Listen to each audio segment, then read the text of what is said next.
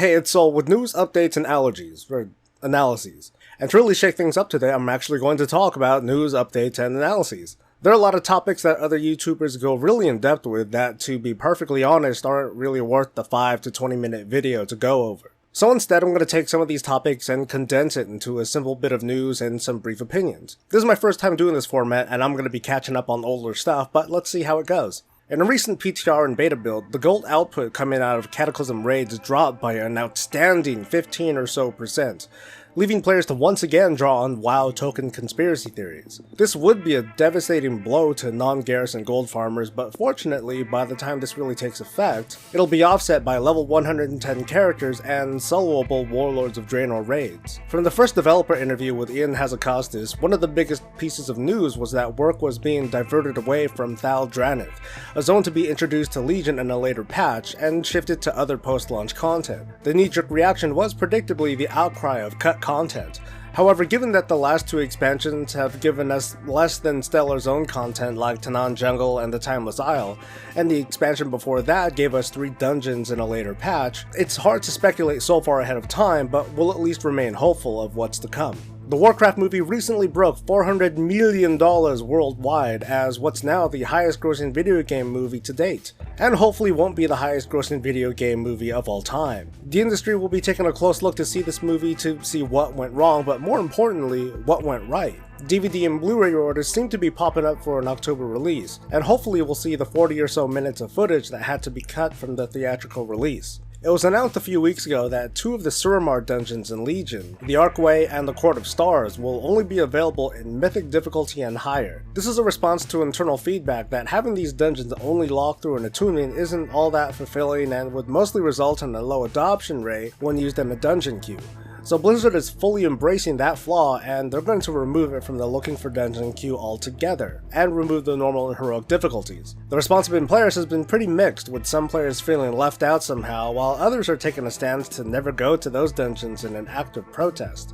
My take is that as long as the gear drops are mostly an equivalent to the drops in the other 8 or so dungeons that all players can queue for, anyone still against this is complaining just to complain. Players have been in an uproar over a recent PTR and beta update over the sudden disappearance of a console command that allowed users to zoom much further out than the game slider allowed.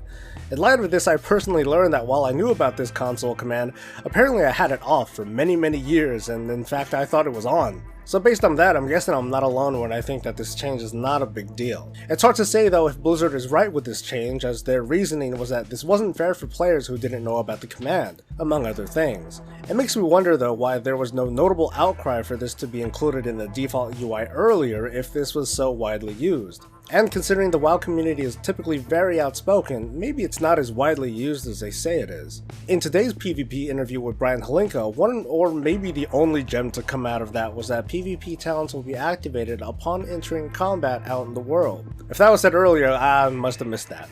In the Legion Professions developer interview, it was clarified that the Blood of Sargeras reagent in Legion will remain bind on pickup and will not be account bound. They also informed players about additional sources and uses of the reagent, that it'll drop from dungeons, and for characters with only gathering professions, Blood of Sargeras can also be used to create Obliterum, an item used to upgrade crafted gear. Now you can think what you want of the whole Blood of Sargeras thing, but this brings me to the topic of analysis for today, and that's developer communication. Lately, some of the more controversial topics Blizzard has responded to, such as the Blood of Sargeras thing, the camera, and other topics, have included 2 statements, and I'm paraphrasing here. Something like, "Up until now, we haven't communicated this very well," or "Don't quote me on this." Actually, the second statement was said today during the PvP interview with Brian Halinka. There's a reason to not say that sort of stuff, because from a perspective that fully doesn't understand the scope and speed of game development, being evasive and not transparent is really bad for the public perception. It makes Blizzard look like they're not standing on firm ground on their design initiatives, that what they say even on live Q&A sessions can't really be trusted. And that in many ways is valid. For example, if the Blood of Sargeras was always meant to be dropped from other sources, why wasn't this made clear before? Or is this in fact happening because of the complaints? On the other side of things though, where I have a decent perspective of game development, the community has done a lot to put Blizzard under the microscope. There's a lot of negative feedback about the game that refers to earlier statements from developers about announcements that are misconstrued as promises, or design changes that are seen as scrap content. These players like to think it is clever and the right response to things they don't like. Take data mining for example. Every week when Blizzard deploys an alpha or a beta build, MMO Champion and Wowhead rip from it every picture, change, and string that seems relevant enough to show to the public. The public in turn looks at it and gives feedback just based on that information. But is it any useful? It's hard to say. A lot of times these changes are made in stages with every build. We've seen numerous posts from the team about a certain feature in a build that's already going to be changed in the next build because internally it's already happened. Playtests and videos do the same thing. Heck, I've done the same thing, reporting on stuff like Order Hall Champions, and that's changed a lot since. Take a look at any YouTuber's older Legion videos and you'll see tons of outdated information, and it's not because stuff has necessarily changed, but more likely it was never meant to be reviewed and dissected in that condition in the first place. But we do anyway because views, you know? A non-disclosure agreement and media lockdown wouldn't mean much anyway because on top of the resource to enforce that, information is gonna get out regardless. My advice to Blizzard regarding these Thursday shows is for one to not stop doing them, because they're useful. It's coming from your mouths and it gives you guys a chance to talk with your audience, instead of just talking amongst yourselves. I think the tone of these sessions should be different though. When you call them Q&A sessions, you allow questions and your audience expects answers. And these aren't just questions, but more like thinly veiled demands for changes. Right now, the answers are smart in that they allow for change and reiteration. I'm certain that even while Ian and Paul and Brian are giving answers, in their head are thoughts of what these answers could have or should have been. But they're not great answers that reassure audiences though. Instead of a Q&A format, maybe a developer insight video that gives like some kind of scripted but very real story behind I don't know, the creation of the artifact system from concept to production, and share some scrapped ideas that might have been thrown around. In that vein, I think it'd be cool to have a Q&A about WoW development in general. I imagine the Blizzard team wouldn't mind sharing some of their development philosophies and stories, or even some of the process on how some things operate.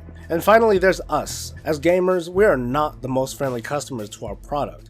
From casuals to pros to pundits, we want more communication, but we do a really good job of laying out a virtual minefield for developers to navigate through. So it's no wonder that with Legion, their cards are being played very close to the chest.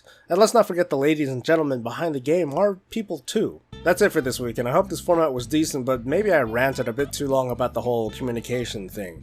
I'll see how it goes next time. I hope you liked this video, and even if you didn't, like and sub out of pity, and I'll see you guys next time. I'm Soul. Stay breezy, guys.